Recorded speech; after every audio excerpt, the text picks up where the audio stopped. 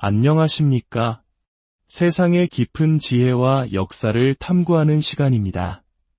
오늘 우리는 수많은 사람들에게 영감을 준 한 인물, 아시시의 성 프란치스코의 삶 속으로 들어가 보려 합니다.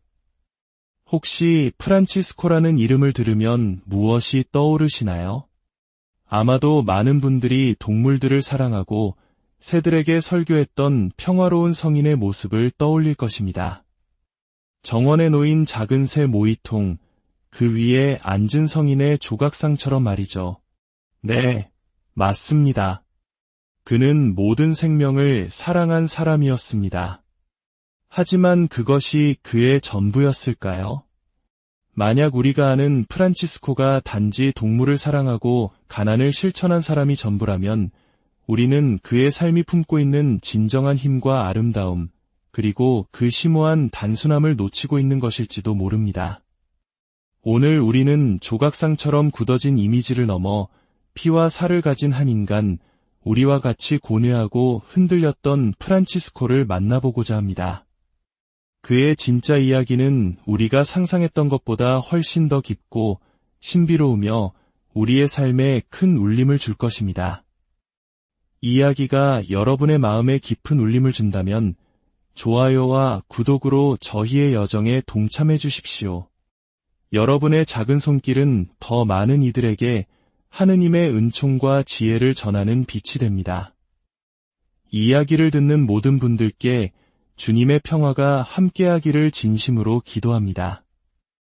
우리는 종종 위대한 성인들의 삶을 단편적인 일화로만 기억하곤 합니다. 마치 책의 한 문장만 떼어내어 전체를 이해했다고 착각하는 것처럼 말입니다. 하지만 프란치스코는 석고상이 아닌 우리와 똑같은 피와 살을 가진 인간이었습니다. 그의 삶 전체를 단편적인 조각이 아닌 하나의 이야기로 마주할 때 우리는 비로소 그가 얼마나 위대한 영혼이었는지를 깨닫게 됩니다. 사실 프란치스코에 대한 오해는 우리가 주 예수 그리스도를 오해하는 방식과도 닮아 있습니다. 우리는 때로 우리가 원하는 모습으로 예수님을 만들어내곤 합니다.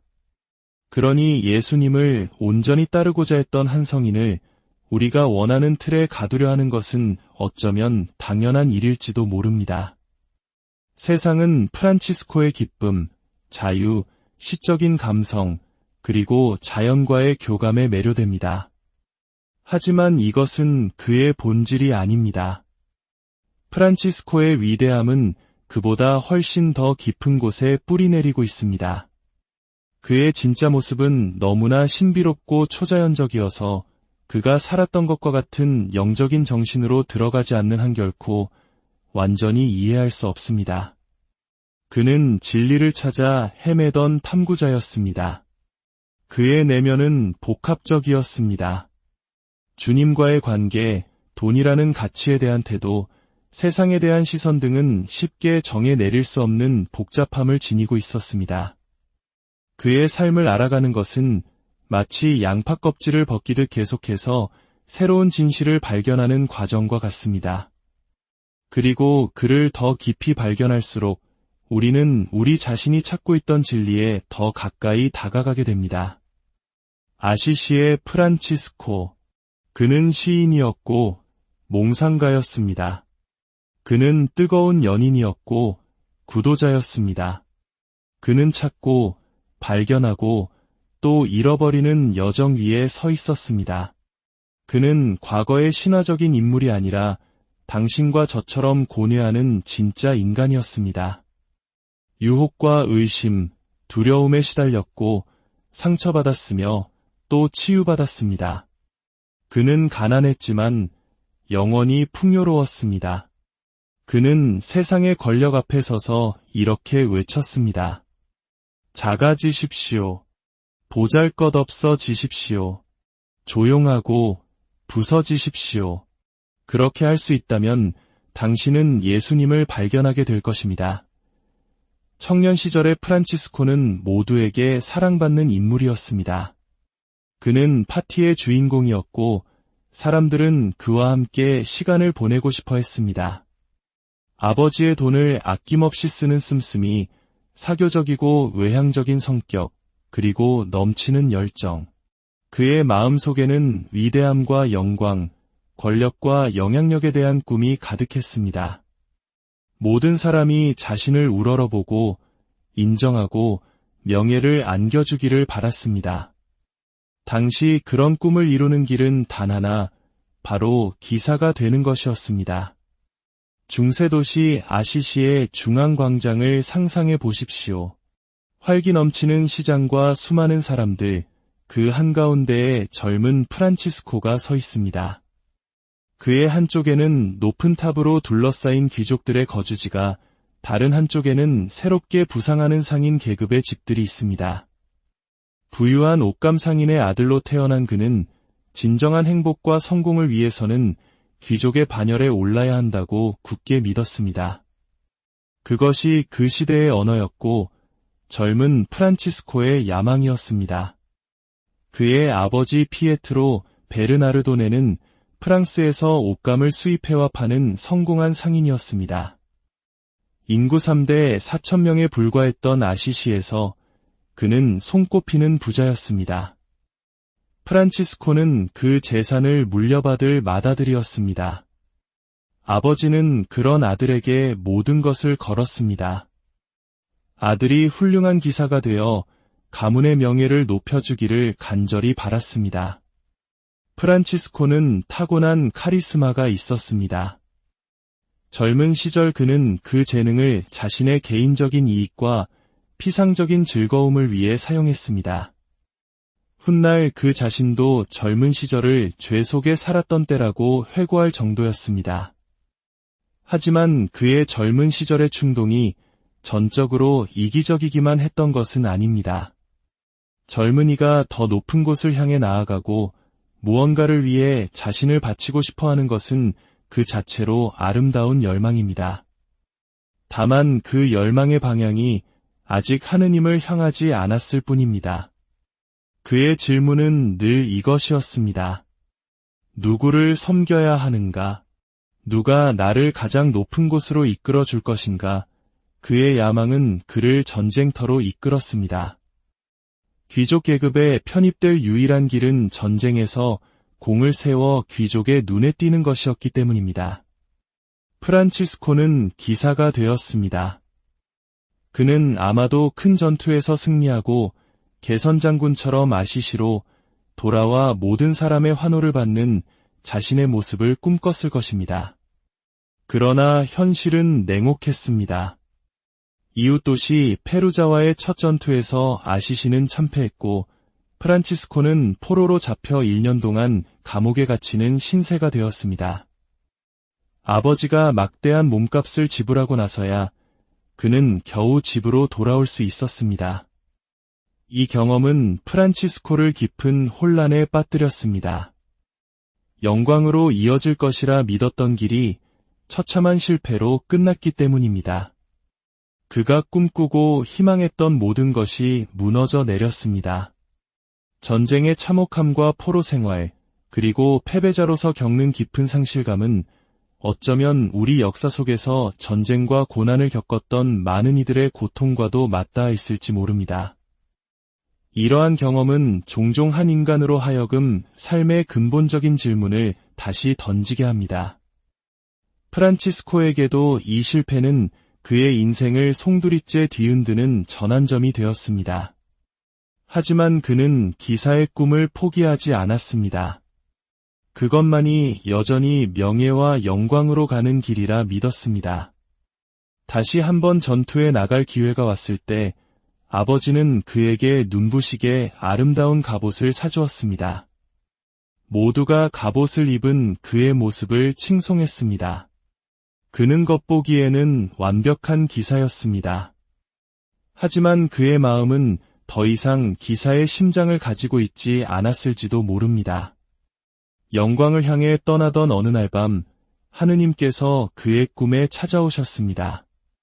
꿈속에서 그는 갑옷과 무기로 가득 찬 방에 있었습니다. 이는 그가 막 떠나려던 정복전쟁의 상징과도 같았기에 흥분되는 꿈이었습니다. 그때 한 목소리가 들려왔습니다. 프란치스코야, 주인을 섬기는 것이 낫겠느냐, 하인을 섬기는 것이 낫겠느냐? 프란치스코는 대답했습니다. 당연히 주인을 섬기는 것이 더 많은 것을 얻을 수 있으니 주인을 섬겨야 합니다. 그러자 목소리가 다시 들려왔습니다. 프란치스코야, 아시시로 돌아가거라. 그러면 내가 찾고 있는 모든 것을 발견하게 될 것이다. 이 꿈은 그에게 거대한 부르심이었습니다. 그가 희망했던 모든 것, 갑옷과 전리품, 전투의 영광을 뒤로하고 다른 길, 새로운 길을 선택하라는 부르심이었습니다. 실패와 좌절감 속에서 아시시로 돌아온 프란치스코는 깊은 어둠에 잠겼습니다. 그의 꿈과 희망, 욕망이 모두 물거품이 되었기 때문입니다. 그는 가장 근본적인 질문과 마주해야 했습니다. 바로 꿈속에서 들었던 그 질문, 주인을 섬기는 것이 나은가, 하인을 섬기는 것이 나은가? 이 질문은 오늘날 우리 모두가 마주하는 질문이기도 합니다. 그는 전쟁과 감옥, 질병과 사람들의 외면 속에서 수많은 마음의 상처를 경험했습니다. 그리고 그는 그 어둠을 끌어안기 시작했습니다.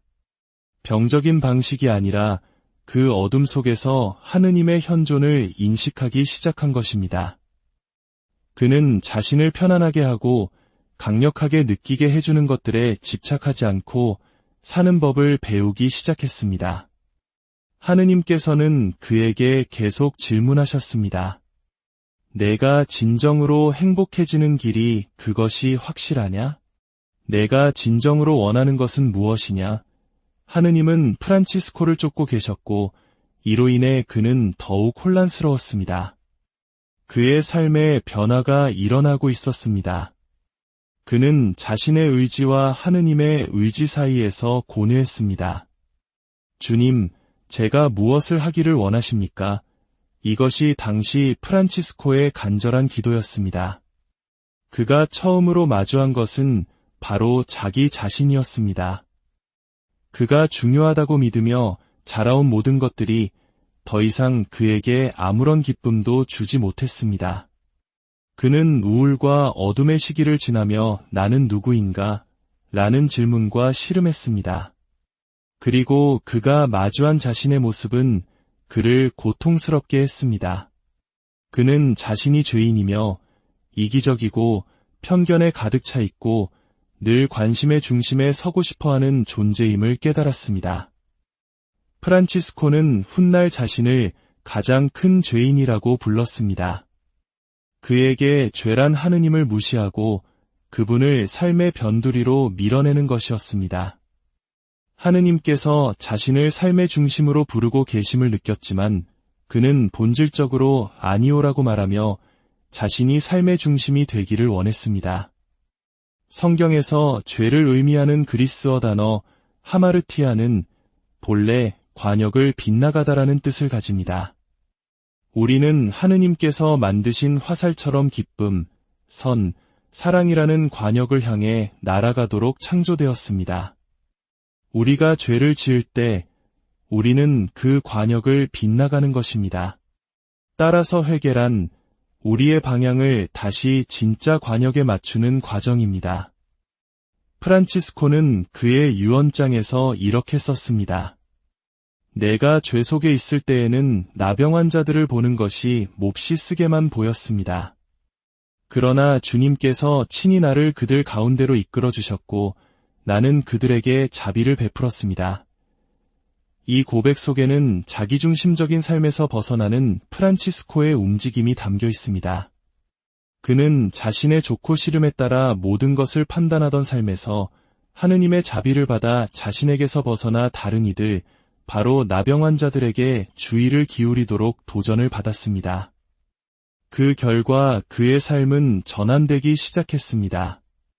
어느 날 그가 말을 타고 계곡을 지나갈 때 한 나병 환자와 마주쳤습니다. 과거의 그였다면 역겨움에 고개를 돌리고 반대 방향으로 말을 몰았을 것입니다. 그러나 그 순간 그는 하느님의 은총에 이끌려 무언가 변해야 함을 알았습니다. 프란치스코는 말에서 내려 그가 가장 혐오했던 존재, 나병 환자에게 다가갔습니다. 그는 돈을 건네는 것을 넘어 그를 껴안고 입을 맞추었습니다. 이 만남은 그의 회심에 있어 결정적인 순간이었습니다. 그의 유언장처럼 그에게 쓰디썼던 것이 영혼과 육신에 단 것으로 바뀌는 순간이었습니다. 예수님께서 나를 따르려는 자는 누구든지 자기를 버려야 한다고 말씀하신 것처럼 프란치스코는 그 순간 온전히 자신을 버렸습니다. 회개란 방향의 전환이자 생각의 전환입니다. 그것은 우리 삶의 방향을 계속해서 바꾸어 나가는 과정이며 현실을 바라보는 방식을 바꾸는 지속적인 과정입니다. 자신을 버린 프란치스코의 다음 단계는 그의 육적인 아버지를 버리는 것이었습니다. 그의 아버지 피에트로는 아들의 변화를 이해할 수 없었습니다.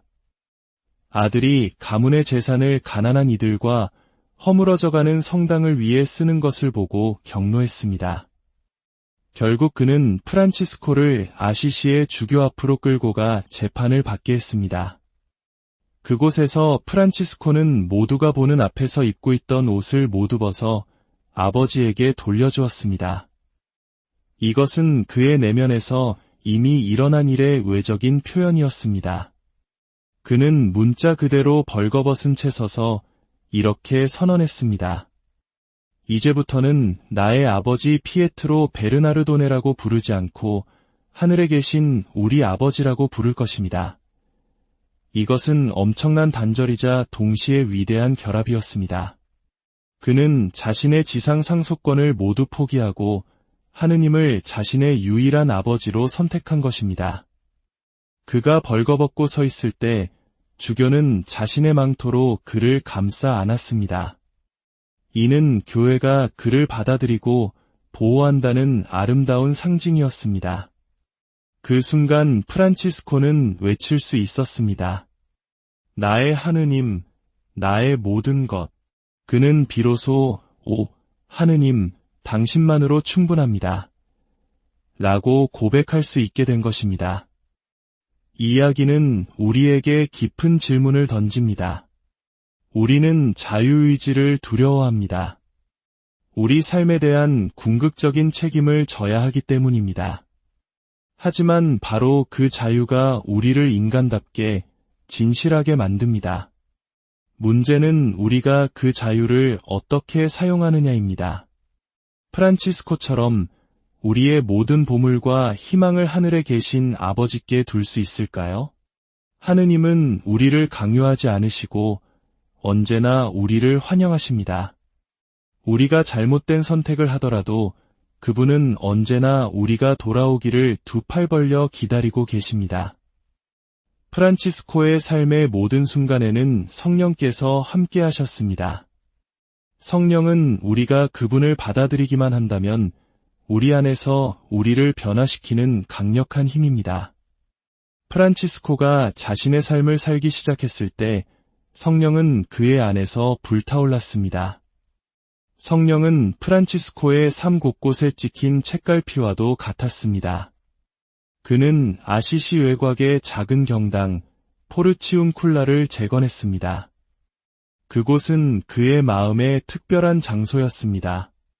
어느 날 아침 그는 그곳에서 미사에 참례하다가 마테오 복음의 한 구절을 듣게 됩니다.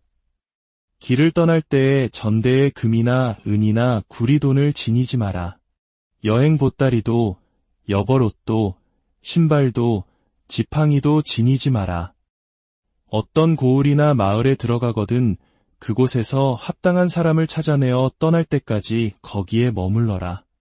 그 집에 들어갈 때에는 평화를 빈다고 인사하여라. 이 말씀을 듣자마자 프란치스코는 외쳤습니다. 이것이 바로 내가 원하던 것이다. 이것이 바로 내가 찾던 것이다. 이것이 바로 내 온 마음으로 갈망하던 것이다. 수많은 것들 사이에서 방황하던 그는 마침내 복음 말씀 안에서 자신의 굶주림을 채워줄 해답을 찾았습니다.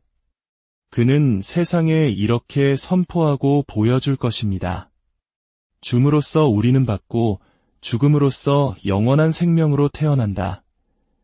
세상은 이 역설을 이해하지 못합니다. 그러나 프란치스코는 이 진리를 온몸으로 살아냈습니다. 저는 처음에 프란치스코가 기사의 심장을 갖지 못했을지도 모른다고 말했습니다. 아마 제가 틀렸던 것 같습니다. 그는 기사의 심장을 가졌습니다. 다만 세상의 왕국이 아닌 하느님 나라를 위한 기사였습니다. 그리고 그는 마지막 숨을 거둘 때까지 그 왕국을 선포했습니다. 마침내 그는 하느님께서 자신에게 원하시는 것이 무엇인지 깨달았습니다. 그것은 바로 보속의 삶을 통해 하느님 나라를 선포하는 것이었습니다. 우리가 생각하는 보속과 프란치스코가 이해한 보속은 다릅니다. 우리는 보속을 죄에 대한 벌처럼 생각하지만 프란치스코에게 보속은 회개를 의미하는 하느님의 선물이었습니다. 보속은 특정한 행위가 아니라 마음의 상태이며 거룩함은 기적의 연속이 아니라 존재하는 방식입니다. 프란치스코에게 보속의 삶이란 하느님을 사랑하고 이웃을 사랑하며 죄를 미워하고 성사를 받으며 그에 합당한 열매를 맺는 삶, 즉 삶 전체가 하느님께로 계속해서 방향을 전환하는 메타노이아의 삶이었습니다. 그리고 그 보속의 삶이 맺는 열매는 평화와 기쁨, 그리고 가난이었습니다. 프란치스코가 가난을 원했던 것은 궁극적으로 예수님과 일치하고 가난한 이들과 연대하기 위함이었습니다. 가난이란 단순히 갖지 않는 것이 아니라 내가 가진 것으로 사랑하고 있는가를 스스로에게 묻는 것입니다. 어느 날 프란치스코는 황홀경 속에서 빛에 휩싸인 채 발견되었습니다. 누군가 그에게 물었습니다. 프란치스코, 사랑에 빠지신 것 같군요. 그는 그렇다고 대답하며 세상에서 가장 아름다운 여인과 결혼할 것이라고 말했습니다. 사람들은 그 여인이 가난이라는 것을 몰랐습니다. 프란치스코에게 가난 부인은 그를 예수님께로 이끄는 통로였습니다.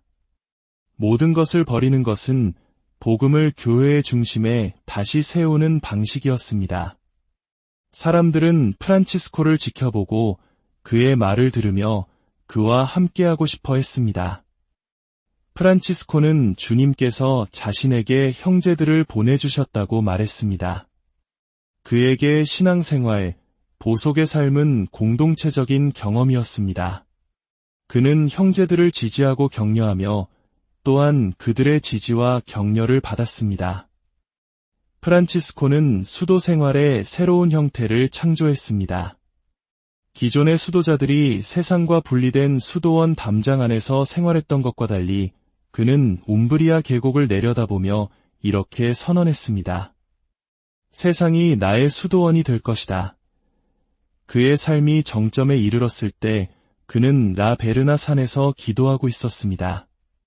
그의 기도는 이것이었습니다. 주님, 당신께서 십자가 위에서 느끼셨던 그 사랑과 고통을 저도 느끼게 해주소서. 그날 그는 십자가에 못 박히신 그리스도와 깊은 일치를 경험하며 그분의 상처, 즉 오상을 자신의 손과 발, 그리고 옆구리에 받게 되었습니다. 그는 문자 그대로 그리스도의 상처를 지니게 된 것입니다. 프란치스코는 변화되어 예수님의 모습으로 변모했습니다.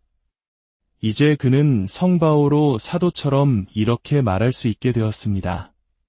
나는 그리스도와 함께 십자가에 못 박혔습니다. 이제는 내가 사는 것이 아니라 그리스도께서 내 안에 사시는 것입니다. 오상은 마치 상처 입은 프란치스코에게 주님께서 찍어주신 불타는 입맞춤과도 같았습니다. 우리가 겪는 고통은 인간적인 차원에서는 아프지만 그것은 하느님께서 우리를 얼마나 사랑하시기에 당신 십자가의 맛을 보게 하시는 것인지를 깨닫게 합니다. 십자가에 못 박히신 그리스도가 진정한 성공의 척도라면 우리는 완전히 비워져야 합니다. 프란치스코의 삶은 바로 그것을 보여줍니다. 그가 하느님과 가장 가까웠던 순간은 성공하고 매력적일 때가 아니라 비워지고 부서지고 실패했을 때였습니다. 궁극적으로 오상을 통해 그리스도와 하나가 되었을 때였습니다. 우리 삶도 마찬가지입니다. 우리는 비어있는 우리를 하느님께서 채워주시리라 믿어야 합니다. 한 번은 어떤 사람이 프란치스코에게 물었습니다. 당신에게는 프란치스코 성인이 더 중요합니까? 예수 그리스도가 더 중요합니까? 그러자 그는 대답했습니다. 그것은 질문이 될 수 없습니다. 예수님 없는 프란치스코는 아무것도 아니기 때문입니다. 그는 거짓말쟁이일 뿐입니다. 왜냐하면 그는 자신을 오직 그리스도의 모방자로만 이해했기 때문입니다. 성 프란치스코는 언제나 예수님을 가리키는 손가락입니다. 프란치스코의 가장 위대한 영적 통찰은 아마 이 말일 것입니다. 하느님 앞에서 한 인간의 모습이 바로 그의 전부이며 그 이상도 이하도 아니다. 궁극적으로 우리가 누구인지는 하느님 앞에서 결정됩니다. 그것이 전부라면 우리는 하느님께서 우리를 창조하신 그 모습이 되어가는 데에 삶의 초점을 맞춰야 합니다. 다른 모든 것은 소음일 뿐입니다. 프란치스코가 그토록 매력적인 이유는 그가 전부를 걸었기 때문입니다. 우리 모두는 삶의 목적을 원하고 온전함을 갈망합니다. 프란치스코는 그것이 어떤 모습인지를 보여줍니다. 그는 오직 예수님을 사랑하고 그분을 따르려 했습니다. 다른 길은 없었습니다. 우리가 이 이야기의 끝에서 다시 도착한 곳은 포르치운쿨라, 프란치스코의 마음에 그토록 소중했던 작고 겸손한 경당입니다. 그가 죽음을 앞두고 형제들에게 자신을 이곳으로 데려와 달라고 부탁했던 바로 그곳입니다. 프란치스코가 죽은 지 800년이 지난 지금도 왜 수백만 명의 사람들이 이곳 아시시로 계속해서 찾아오는 것일까요? 그들은 무엇을 찾고 무엇을 발견하기를 희망하는 걸까요? 그들은 프란치스코를 통해 그리스도를 봅니다. 하늘에 계신 아버지의 뜻에 자신을 온전히 내맡긴 아들, 죄인이었으나 성령의 은총과 능력으로 회개한 인간, 보속의 삶 속에서 말로 다할 수 없는 기쁨을 찾은 사람, 두려움과 분노, 죄와 상처를 비워내어 오직 예수님만이 남게 한 사람, 사랑으로 불타올라 마침내 사랑 그 자체가 된 사람. 궁극적으로 프란치스코는 성인이었습니다. 그리고 그것은 바로 하느님께서 당신과 저를 부르시는 길이기도 합니다. 하느님은 우리를 위대한 것, 더 많은 것을 향해 부르고 계십니다. 그리고 우리는 소유함으로써가 아니라 비움으로써 우리 삶을 내어줌으로써 그것을 발견하기 시작합니다. 바로 그 비어있는 공간에서 하느님은 우리의 갈망을 채우시고 우리를 본래 창조되었던 모습으로 빚어가십니다. 그때 우리는 오, 하느님, 당신만으로 충분합니다. 라고 고백할 수 있게 됩니다. 그 순간 우리의 삶은 변화되고 우리는 예수님의 모습으로 변모하며 성령께서 우리 위에 머무십니다. 아마도 이것이 수많은 사람들이 프란치스코에게 매력을 느끼는 이유일 것입니다. 그가 복음을 살아낸 단순한 방식을 보며 사람들은 어쩌면 나도 저렇게 살 수 있을지 모른다고 생각하게 되는 것입니다. 프란치스코는 임종이 가까워졌을 때 곁에 있는 이들을 가까이 불러 이렇게 말했습니다. 그리고 저는 그가 오늘 우리에게도 똑같이 말하고 있다고 믿습니다. 나는 내 할 일을 다 했습니다. 이제 그리스도께서 여러분이 할 일을 가르쳐 주시기를 빕니다. 주님, 안녕하십니까? 세상의 깊은 지혜와 역사를 탐구하는 시간입니다.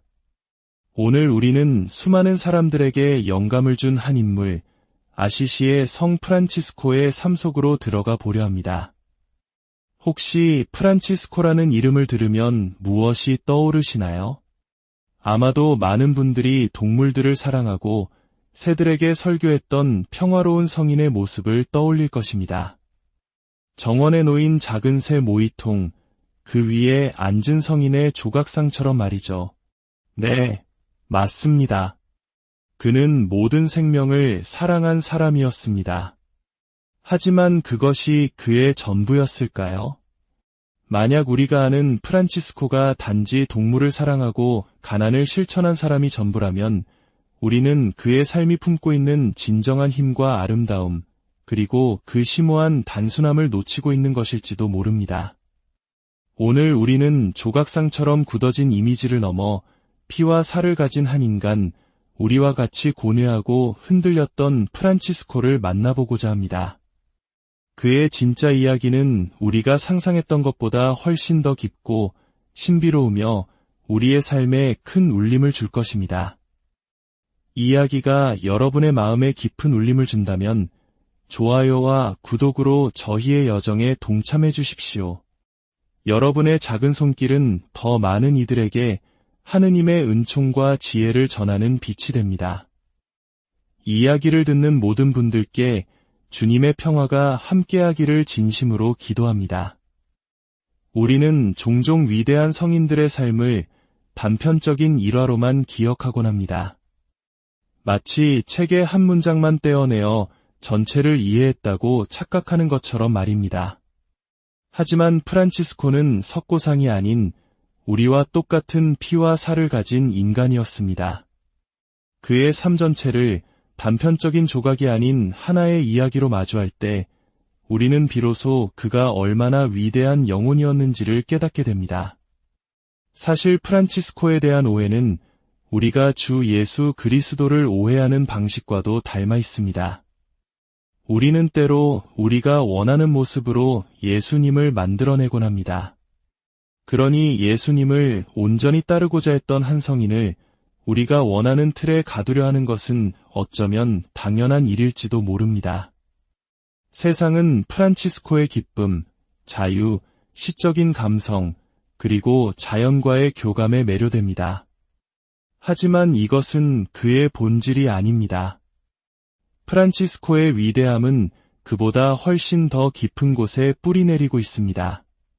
그의 진짜 모습은 너무나 신비롭고 초자연적이어서 그가 살았던 것과 같은 영적인 정신으로 들어가지 않는 한 결코 완전히 이해할 수 없습니다. 그는 진리를 찾아 헤매던 탐구자였습니다. 그의 내면은 복합적이었습니다. 주님과의 관계, 돈이라는 가치에 대한 태도, 세상에 대한 시선 등은 쉽게 정해 내릴 수 없는 복잡함을 지니고 있었습니다. 그의 삶을 알아가는 것은 마치 양파 껍질을 벗기듯 계속해서 새로운 진실을 발견하는 과정과 같습니다. 그리고 그를 더 깊이 발견할수록 우리는 우리 자신이 찾고 있던 진리에 더 가까이 다가가게 됩니다. 아시시의 프란치스코. 그는 시인이었고 몽상가였습니다. 그는 뜨거운 연인이었고 구도자였습니다. 그는 찾고 발견하고 또 잃어버리는 여정 위에 서 있었습니다. 그는 과거의 신화적인 인물이 아니라 당신과 저처럼 고뇌하는 진짜 인간이었습니다. 유혹과 의심, 두려움에 시달렸고 상처받았으며 또 치유받았습니다. 그는 가난했지만 영원히 풍요로웠습니다. 그는 세상의 권력 앞에 서서 이렇게 외쳤습니다. 작아지십시오. 보잘것없어지십시오. 조용하고 부서지십시오. 그렇게 할 수 있다면 당신은 예수님을 발견하게 될 것입니다. 청년 시절의 프란치스코는 모두에게 사랑받는 인물이었습니다. 그는 파티의 주인공이었고 사람들은 그와 함께 시간을 보내고 싶어 했습니다. 아버지의 돈을 아낌없이 쓰는 씀씀이, 사교적이고 외향적인 성격, 그리고 넘치는 열정. 그의 마음속에는 위대함과 영광, 권력과 영향력에 대한 꿈이 가득했습니다. 모든 사람이 자신을 우러러보고 인정하고 명예를 안겨주기를 바랐습니다. 당시 그런 꿈을 이루는 길은 단 하나, 바로 기사가 되는 것이었습니다. 중세도시 아시시의 중앙광장을 상상해 보십시오. 활기 넘치는 시장과 수많은 사람들, 그 한가운데에 젊은 프란치스코가 서 있습니다. 그의 한쪽에는 높은 탑으로 둘러싸인 귀족들의 거주지가, 다른 한쪽에는 새롭게 부상하는 상인 계급의 집들이 있습니다. 부유한 옥감 상인의 아들로 태어난 그는 진정한 행복과 성공을 위해서는 귀족의 반열에 올라야 한다고 굳게 믿었습니다. 그것이 그 시대의 언어였고 젊은 프란치스코의 야망이었습니다. 그의 아버지 피에트로 베르나르도네는 프랑스에서 옷감을 수입해와 파는 성공한 상인이었습니다. 인구 3대 4,000명에 불과했던 아시시에서 그는 손꼽히는 부자였습니다. 프란치스코는 그 재산을 물려받을 맏아들이었습니다. 아버지는 그런 아들에게 모든 것을 걸었습니다. 아들이 훌륭한 기사가 되어 가문의 명예를 높여주기를 간절히 바랐습니다. 프란치스코는 타고난 카리스마가 있었습니다. 젊은 시절 그는 그 재능을 자신의 개인적인 이익과 피상적인 즐거움을 위해 사용했습니다. 훗날 그 자신도 젊은 시절을 죄 속에 살았던 때라고 회고할 정도였습니다. 하지만 그의 젊은 시절의 충동이 전적으로 이기적이기만 했던 것은 아닙니다. 젊은이가 더 높은 곳을 향해 나아가고 무언가를 위해 자신을 바치고 싶어하는 것은 그 자체로 아름다운 열망입니다. 다만 그 열망의 방향이 아직 하느님을 향하지 않았을 뿐입니다. 그의 질문은 늘 이것이었습니다. 누구를 섬겨야 하는가? 누가 나를 가장 높은 곳으로 이끌어 줄 것인가? 그의 야망은 그를 전쟁터로 이끌었습니다. 귀족 계급에 편입될 유일한 길은 전쟁에서 공을 세워 귀족의 눈에 띄는 것이었기 때문입니다. 프란치스코는 기사가 되었습니다. 그는 아마도 큰 전투에서 승리하고 개선장군처럼 아시시로 돌아와 모든 사람의 환호를 받는 자신의 모습을 꿈꿨을 것입니다. 그러나 현실은 냉혹했습니다. 이웃도시 페루자와의 첫 전투에서 아시시는 참패했고 프란치스코는 포로로 잡혀 1년 동안 감옥에 갇히는 신세가 되었습니다. 아버지가 막대한 몸값을 지불하고 나서야 그는 겨우 집으로 돌아올 수 있었습니다. 이 경험은 프란치스코를 깊은 혼란에 빠뜨렸습니다. 영광으로 이어질 것이라 믿었던 길이 처참한 실패로 끝났기 때문입니다. 그가 꿈꾸고 희망했던 모든 것이 무너져 내렸습니다. 전쟁의 참혹함과 포로 생활, 그리고 패배자로서 겪는 깊은 상실감은 어쩌면 우리 역사 속에서 전쟁과 고난을 겪었던 많은 이들의 고통과도 맞닿아 있을지 모릅니다. 이러한 경험은 종종 한 인간으로 하여금 삶의 근본적인 질문을 다시 던지게 합니다. 프란치스코에게도 이 실패는 그의 인생을 송두리째 뒤흔드는 전환점이 되었습니다. 하지만 그는 기사의 꿈을 포기하지 않았습니다. 그것만이 여전히 명예와 영광으로 가는 길이라 믿었습니다. 다시 한번 전투에 나갈 기회가 왔을 때 아버지는 그에게 눈부시게 아름다운 갑옷을 사주었습니다. 모두가 갑옷을 입은 그의 모습을 칭송했습니다. 그는 겉보기에는 완벽한 기사였습니다. 하지만 그의 마음은 더 이상 기사의 심장을 가지고 있지 않았을지도 모릅니다. 영광을 향해 떠나던 어느 날 밤 하느님께서 그의 꿈에 찾아오셨습니다. 꿈속에서 그는 갑옷과 무기로 가득 찬 방에 있었습니다. 이는 그가 막 떠나려던 정복전쟁의 상징과도 같았기에 흥분되는 꿈이었습니다. 그때 한 목소리가 들려왔습니다. 프란치스코야, 주인을 섬기는 것이 낫겠느냐, 하인을 섬기는 것이 낫겠느냐? 프란치스코는 대답했습니다. 당연히 주인을 섬기는 것이 더 많은 것을 얻을 수 있으니 주인을 섬겨야 합니다. 그러자 목소리가 다시 들려왔습니다. 프란치스코야, 아시시로 돌아가거라. 그러면 내가 찾고 있는 모든 것을 발견하게 될 것이다. 이 꿈은 그에게 거대한 부르심이었습니다. 그가 희망했던 모든 것, 갑옷과 전리품, 전투의 영광을 뒤로하고 다른 길, 새로운 길을 선택하라는 부르심이었습니다. 실패와 좌절감 속에서 아시시로 돌아온 프란치스코는 깊은 어둠에 잠겼습니다. 그의 꿈과 희망, 욕망이 모두 물거품이 되었기 때문입니다. 그는 가장 근본적인 질문과 마주해야 했습니다. 바로 꿈속에서 들었던 그 질문, 주인을 섬기는 것이 나은가, 하인을 섬기는 것이 나은가? 이 질문은 오늘날 우리 모두가 마주하는 질문이기도 합니다. 그는 전쟁과 감옥, 질병과 사람들의 외면 속에서 수많은 마음의 상처를 경험했습니다. 그리고 그는 그 어둠을 끌어안기 시작했습니다. 병적인 방식이 아니라 그 어둠 속에서 하느님의 현존을 인식하기 시작한 것입니다. 그는 자신을 편안하게 하고 강력하게 느끼게 해주는 것들에 집착하지 않고 사는 법을 배우기 시작했습니다. 하느님께서는 그에게 계속 질문하셨습니다. 내가 진정으로 행복해지는 길이 그것이 확실하냐? 내가 진정으로 원하는 것은 무엇이냐? 하느님은 프란치스코를 쫓고 계셨고 이로 인해 그는 더욱 혼란스러웠습니다. 그의 삶에 변화가 일어나고 있었습니다. 그는 자신의 의지와 하느님의 의지 사이에서 고뇌했습니다. 주님, 제가 무엇을 하기를 원하십니까? 이것이 당시 프란치스코의 간절한 기도였습니다. 그가 처음으로 마주한 것은 바로 자기 자신이었습니다. 그가 중요하다고 믿으며 자라온 모든 것들이 더 이상 그에게 아무런 기쁨도 주지 못했습니다. 그는 우울과 어둠의 시기를 지나며 나는 누구인가? 라는 질문과 씨름했습니다. 그리고 그가 마주한 자신의 모습은 그를 고통스럽게 했습니다.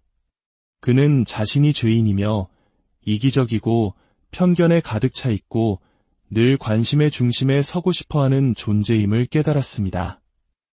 프란치스코는 훗날 자신을 가장 큰 죄인이라고 불렀습니다. 그에게 죄란 하느님을 무시하고 그분을 삶의 변두리로 밀어내는 것이었습니다. 하느님께서 자신을 삶의 중심으로 부르고 계심을 느꼈지만 그는 본질적으로 아니오라고 말하며 자신이 삶의 중심이 되기를 원했습니다. 성경에서 죄를 의미하는 그리스어 단어 하마르티아는 본래 관역을 빗나가다라는 뜻을 가집니다. 우리는 하느님께서 만드신 화살처럼 기쁨, 선, 사랑이라는 관역을 향해 날아가도록 창조되었습니다. 우리가 죄를 지을 때 우리는 그 관역을 빗나가는 것입니다. 따라서 회개란 우리의 방향을 다시 진짜 관역에 맞추는 과정입니다. 프란치스코는 그의 유언장에서 이렇게 썼습니다. 내가 죄 속에 있을 때에는 나병 환자들을 보는 것이 몹시 쓰게만 보였습니다. 그러나 주님께서 친히 나를 그들 가운데로 이끌어 주셨고 나는 그들에게 자비를 베풀었습니다. 이 고백 속에는 자기중심적인 삶에서 벗어나는 프란치스코의 움직임이 담겨 있습니다.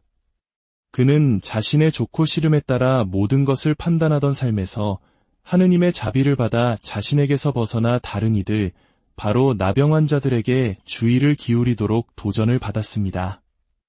그 결과 그의 삶은 전환되기 시작했습니다.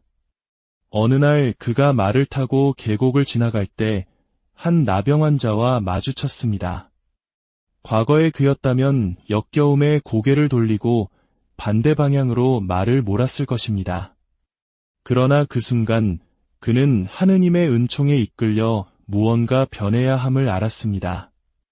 프란치스코는 말에서 내려 그가 가장 혐오했던 존재, 나병 환자에게 다가갔습니다. 그는 돈을 건네는 것을 넘어 그를 껴안고 입을 맞추었습니다. 이 만남은 그의 회심에 있어 결정적인 순간이었습니다. 그의 유언장처럼 그에게 쓰디썼던 것이 영혼과 육신의 단 것으로 바뀌는 순간이었습니다. 예수님께서 나를 따르려는 자는 누구든지 자기를 버려야 한다고 말씀하신 것처럼 프란치스코는 그 순간 온전히 자신을 버렸습니다. 회개란 방향의 전환이자 생각의 전환입니다. 그것은 우리 삶의 방향을 계속해서 바꾸어 나가는 과정이며 현실을 바라보는 방식을 바꾸는 지속적인 과정입니다.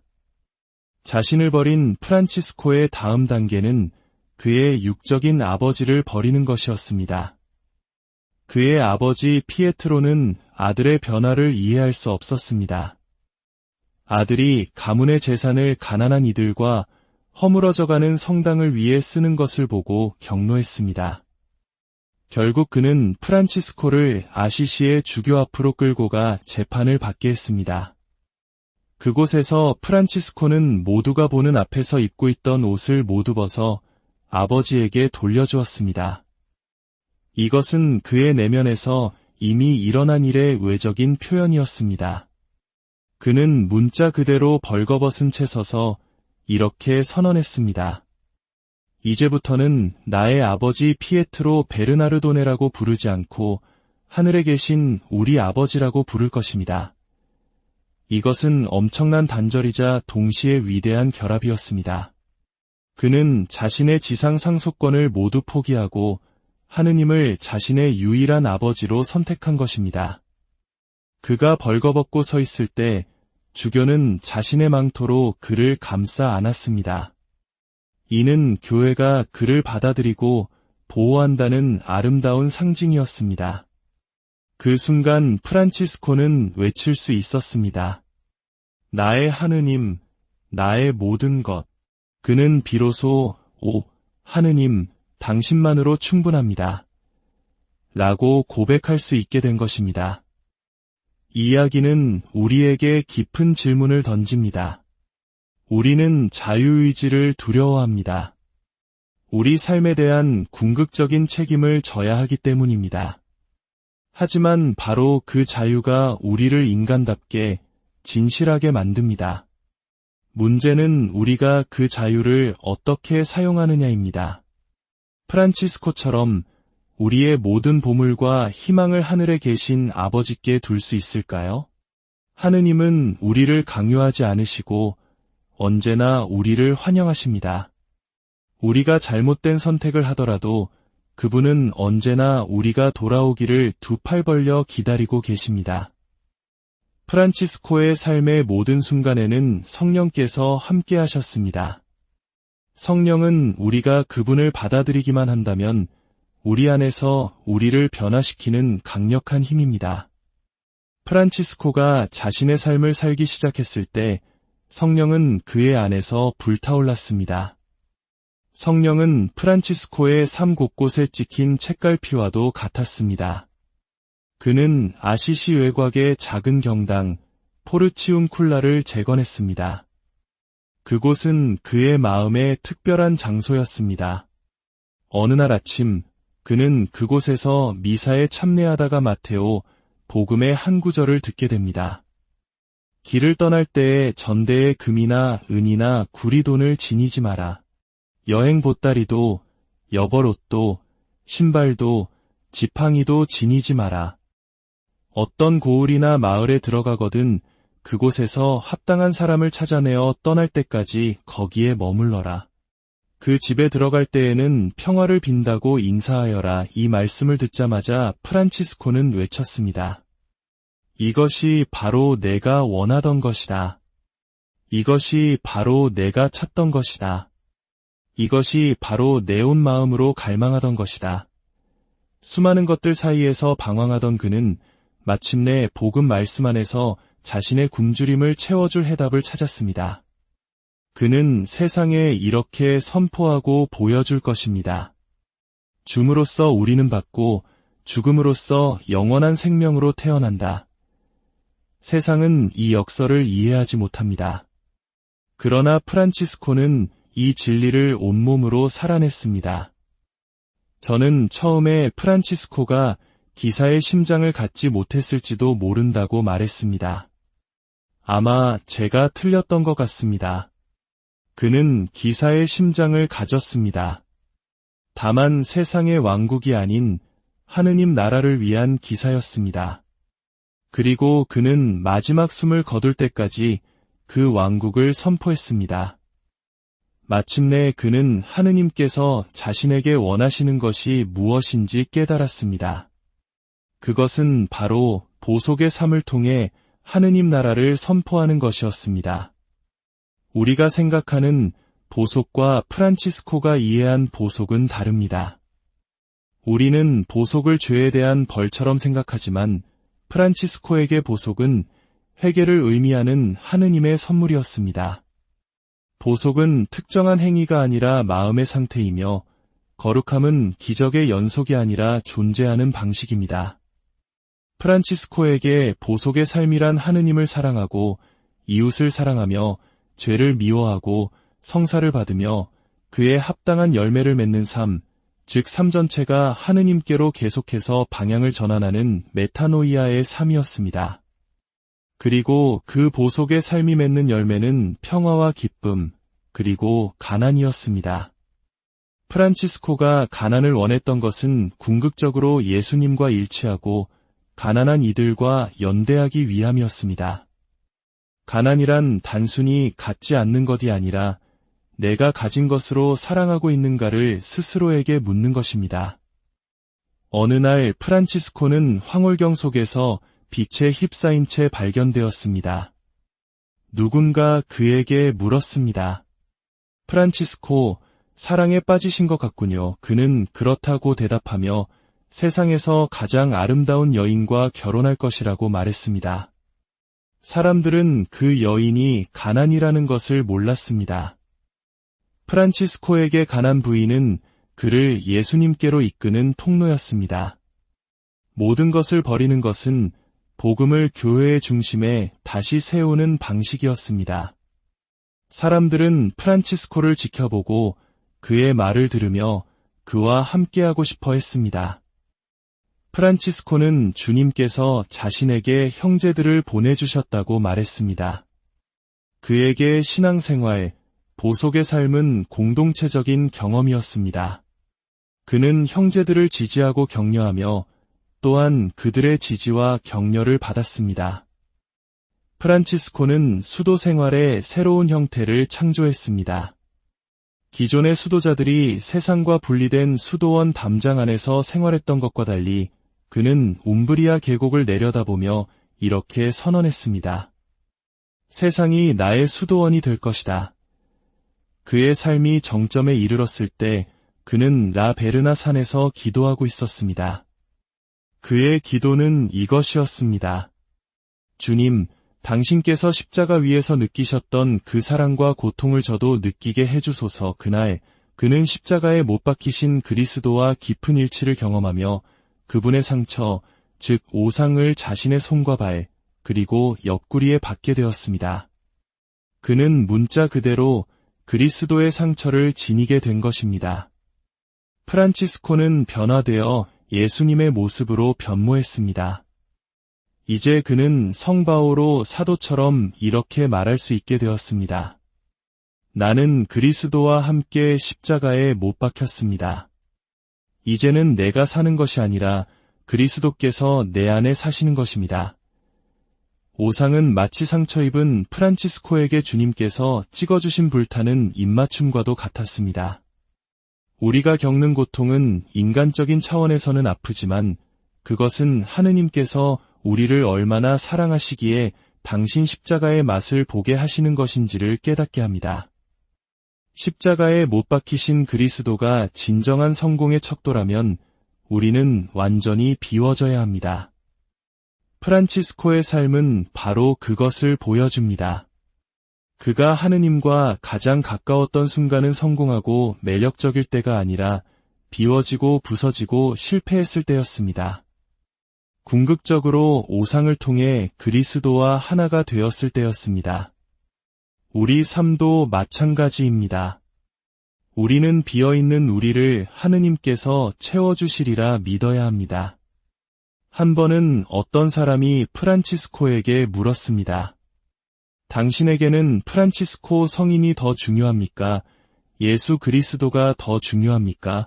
그러자 그는 대답했습니다. 그것은 질문이 될 수 없습니다. 예수님 없는 프란치스코는 아무것도 아니기 때문입니다. 그는 거짓말쟁이일 뿐입니다. 왜냐하면 그는 자신을 오직 그리스도의 모방자로만 이해했기 때문입니다. 성 프란치스코는 언제나 예수님을 가리키는 손가락입니다. 프란치스코의 가장 위대한 영적 통찰은 아마 이 말일 것입니다. 하느님 앞에서 한 인간의 모습이 바로 그의 전부이며 그 이상도 이하도 아니다. 궁극적으로 우리가 누구인지는 하느님 앞에서 결정됩니다. 그것이 전부라면 우리는 하느님께서 우리를 창조하신 그 모습이 되어가는 데에 삶의 초점을 맞춰야 합니다. 다른 모든 것은 소음일 뿐입니다. 프란치스코가 그토록 매력적인 이유는 그가 전부를 걸었기 때문입니다. 우리 모두는 삶의 목적을 원하고 온전함을 갈망합니다. 프란치스코는 그것이 어떤 모습인지를 보여줍니다. 그는 오직 예수님을 사랑하고 그분을 따르려 했습니다. 다른 길은 없었습니다. 우리가 이 이야기의 끝에서 다시 도착한 곳은 포르치운쿨라, 프란치스코의 마음에 그토록 소중했던 작고 겸손한 경당입니다. 그가 죽음을 앞두고 형제들에게 자신을 이곳으로 데려와 달라고 부탁했던 바로 그곳입니다. 프란치스코가 죽은 지 800년이 지난 지금도 왜 수백만 명의 사람들이 이곳 아시시로 계속해서 찾아오는 것일까요? 그들은 무엇을 찾고 무엇을 발견하기를 희망하는 걸까요? 그들은 프란치스코를 통해 그리스도를 봅니다. 하늘에 계신 아버지의 뜻에 자신을 온전히 내맡긴 아들, 죄인이었으나 성령의 은총과 능력으로 회개한 인간, 보속의 삶 속에서 말로 다할 수 없는 기쁨을 찾은 사람, 두려움과 분노, 죄와 상처를 비워내어 오직 예수님만이 남게 한 사람, 사랑으로 불타올라 마침내 사랑 그 자체가 된 사람. 궁극적으로 프란치스코는 성인이었습니다. 그리고 그것은 바로 하느님께서 당신과 저를 부르시는 길이기도 합니다. 하느님은 우리를 위대한 것, 더 많은 것을 향해 부르고 계십니다. 그리고 우리는 소유함으로써가 아니라 비움으로써, 우리 삶을 내어줌으로써 그것을 발견하기 시작합니다. 바로 그 비어있는 공간에서 하느님은 우리의 갈망을 채우시고 우리를 본래 창조되었던 모습으로 빚어가십니다. 그때 우리는 오, 하느님, 당신만으로 충분합니다. 라고 고백할 수 있게 됩니다. 그 순간 우리의 삶은 변화되고 우리는 예수님의 모습으로 변모하며 성령께서 우리 위에 머무십니다. 아마도 이것이 수많은 사람들이 프란치스코에게 매력을 느끼는 이유일 것입니다. 그가 복음을 살아낸 단순한 방식을 보며 사람들은 어쩌면 나도 저렇게 살 수 있을지 모른다고 생각하게 되는 것입니다.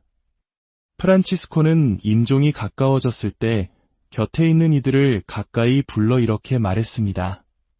그리고 저는 그가 오늘 우리에게도 똑같이 말하고 있다고 믿습니다. 나는 내 할 일을 다 했습니다. 이제 그리스도께서 여러분이 할 일을 가르쳐 주시기를 빕니다. 주님, 안녕하십니까? 세상의 깊은 지혜와 역사를 탐구하는 시간입니다. 오늘 우리는 수많은 사람들에게 영감을 준 한 인물, 아시시의 성 프란치스코의 삶 속으로 들어가 보려 합니다.